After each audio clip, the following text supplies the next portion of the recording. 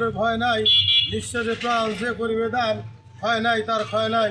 প্রিয় সংগ্রামী সাথী ভাইয়েরা আমার, আপনারা জানেন আজকে 5ই আগস্ট স্বৈরাচার শেখ হাসিনার পতনের দিন।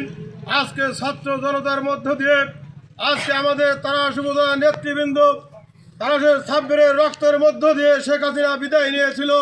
তারই প্রতিশ্রুতিতে আজকে এই 5ই আগস্টে আমরা তারাশ উপজেলা বিএনপি পৌর বিএনপি মিলে আমরা যে বিজয় র্যালি করেছি, এই জন্য তারাশ উপজেলা বিএনপির পক্ষ থেকে আপনাদেরকে রক্তিম শুভেচ্ছা অভিনন্দন জানাই। প্রিয় ভাইয়েরা আমার, আপনারা জানেন এই ফেসি আওয়ামী লীগ 17 বছর মা বোনের ইজ্জত আজকে আমাদের বিএনপির হাজার হাজার নেতা কর্মীদের হত্যার মধ্যে দিয়ে 17 বছর রাজনীতিতে টিকে ছিল। আজকে সেই ফেসিবাদের বিজয় হয়েছে, বাংলাদেশের নতুন সূর্য উদয় হয়েছে। বাংলাদেশের রাজনীতিতে তারেক রহমান দেশের প্রধানমন্ত্রী হয়েছে। এর চেয়ে খুশি আমাদের আর কোনো কিছু নেই।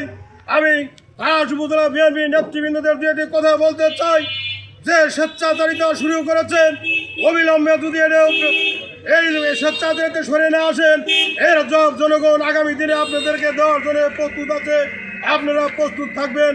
আমি তারাশ রায়গঞ্জের মাননীয় সংসদ সদস্য বিপি জনাব আইনুল হক ভাইয়ের দৃষ্টি আকর্ষণ বলতে চাই, যারা 5 তারিখের পরে চান্দাবাজি পুকুর দখল করেছে, আজকে তাদেরকে দিয়ে আপনি বিভিন্ন প্রকল্প আজকে দুর্নীতি লুটপাট করছে।